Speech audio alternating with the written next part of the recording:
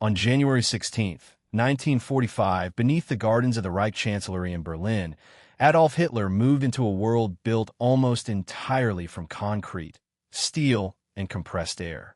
Above him stood a government complex already scarred by bombing. Around it, the capital was beginning to feel the approach of an army that would soon fight its way into the city.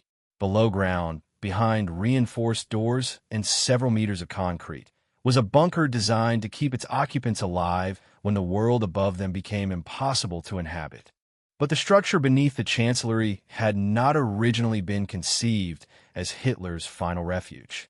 Its story began years earlier, when a Nazi regime was still confident enough to build monumental architecture above ground. The first shelter, later known as the Führerbunker, had been completed in 1936 beneath the old Reich Chancellery.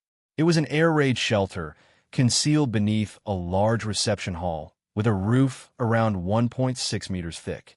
At the time, the danger of sustained bombing over Berlin belonged largely to military planning rather than daily experience. Sage journalism. Then the war changed the meaning of the ground beneath the capital. The new Reich Chancellery, designed by Albert Speer, was completed in January 1939 as one of the most imposing architectural statements of the Nazi regime. Stretching roughly 420 meters along Vossstrasse, it was intended to project permanence, authority, and power. Yet within a few years, the monumental building itself would become vulnerable to the very war that Germany had unleashed. Allied bombing increasingly reached Berlin, and a shelter constructed before the war was no longer considered sufficient for Hitler's protection.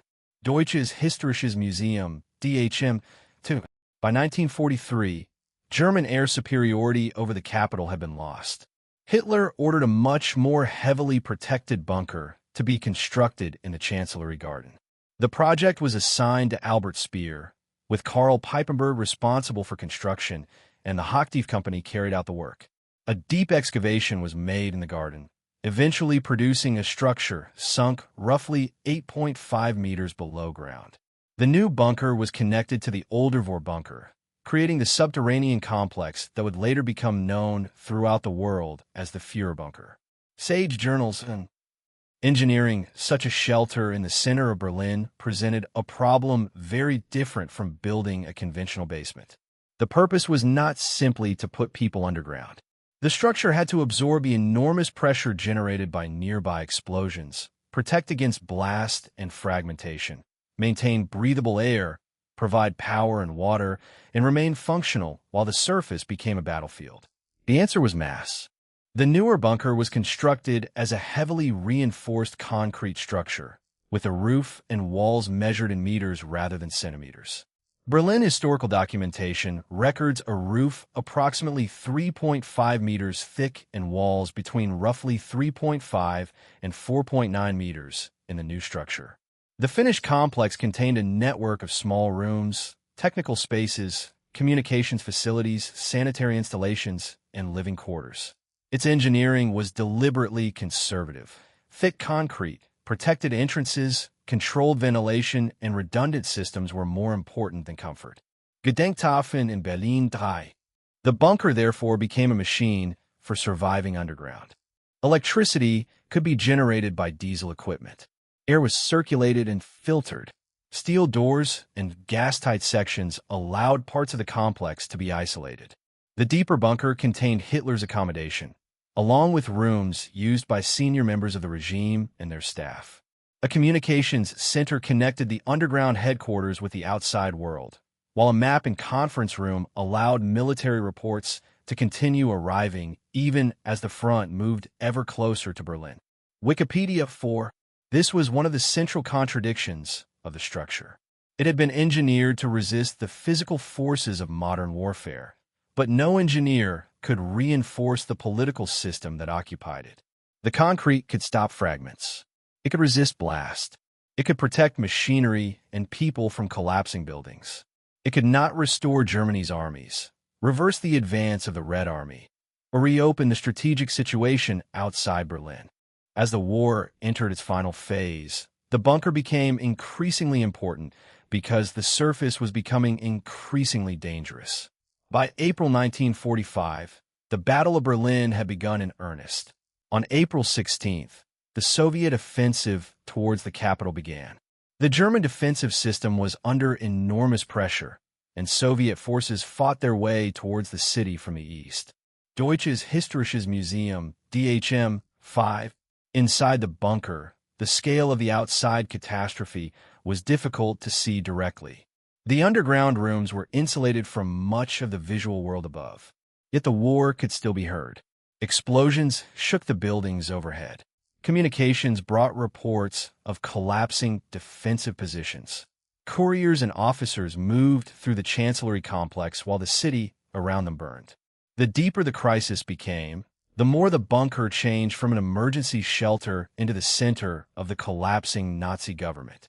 If you're enjoying this journey through history, subscribing genuinely helps us continue bringing remarkable, true stories like this to the channel. The bunker was not unique because Germany had invented the idea of underground protection. Across Europe, both Axis and Allied governments constructed shelters, command centers, and underground installations. Britain developed extensive protected command facilities, including the Cabinet War Rooms beneath London.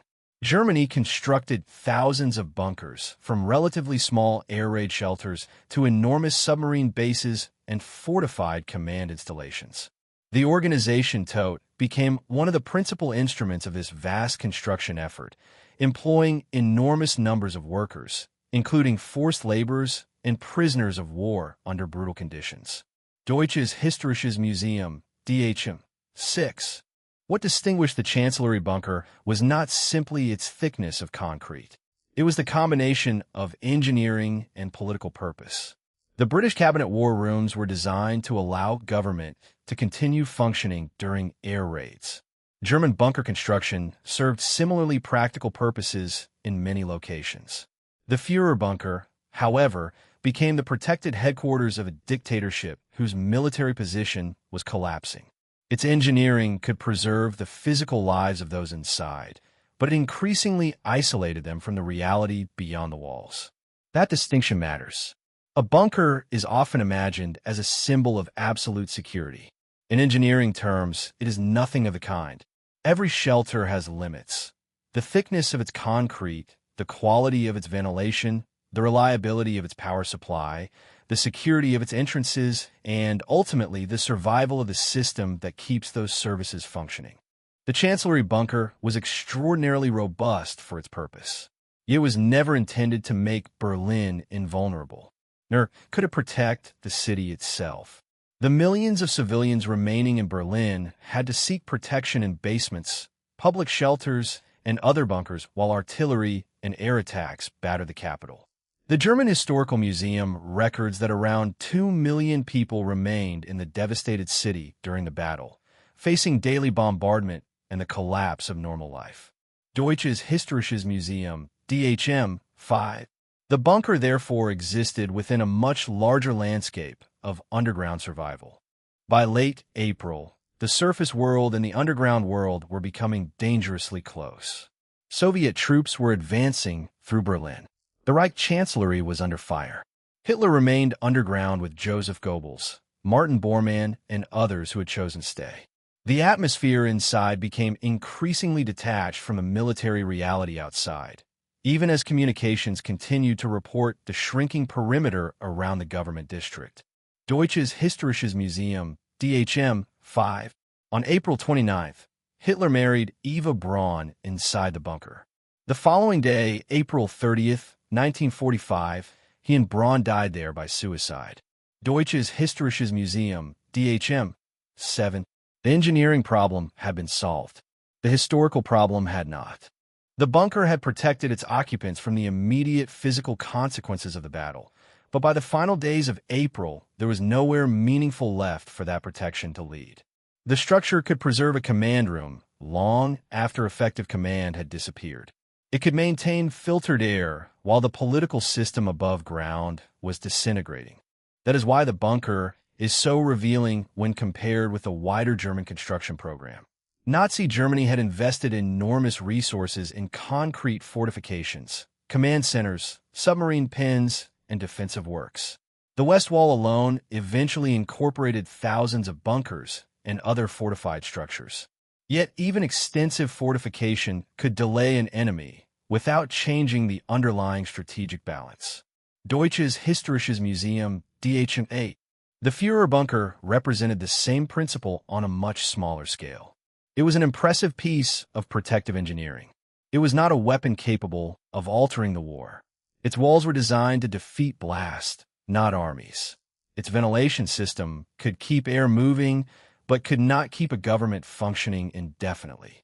Its communications equipment could transmit orders, but could not make those orders effective beyond a shrinking territory still controlled by Germany.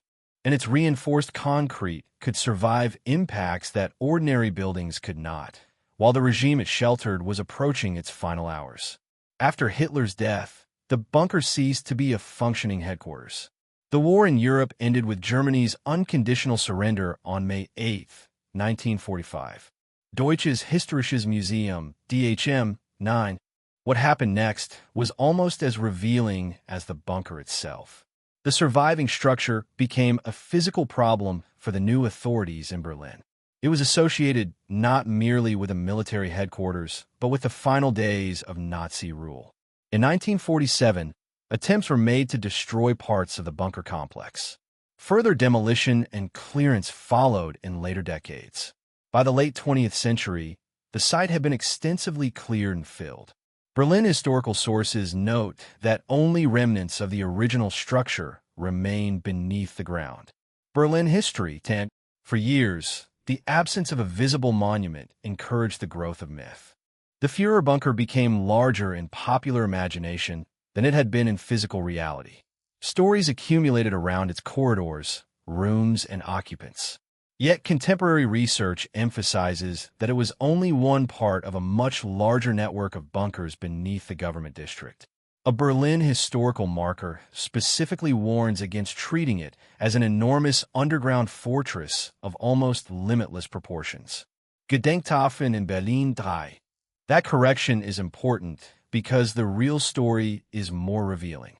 The bunker was not a secret city beneath Berlin. It was a compact, highly engineered shelter. Its rooms were small. Its systems were practical. Its concrete was extraordinarily thick. Its purpose was survival under bombardment. And yet, in the final months of the war, this modest underground complex became the physical center of one of the most consequential collapses in modern European history. When Hitler entered the bunker permanently in January 1945, the structure was still functioning as engineers had intended. Power could be generated. Air could be filtered. Communications could operate. Protected rooms could remain habitable even while Berlin above ground was being destroyed. But engineering has a boundary that history repeatedly demonstrates. A structure can resist physical force. It cannot resist time.